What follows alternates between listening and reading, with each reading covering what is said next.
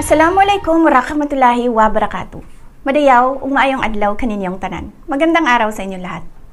Sa ating mga kababayan sa iba't ibang panig ng mundo, ako ay nakikiisa sa inyong maligayang pagsalubong ng bagong taon.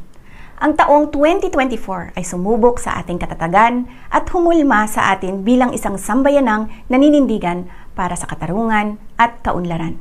Ngayong 2025, sama-sama nating harapin ang iba't ibang hamon na magpapatibay sa atin bilang isang bansang patuloy na nananalig sa Diyos at nagtutulungan para sa ikauunlad at ikabubuti ng ating pamilya.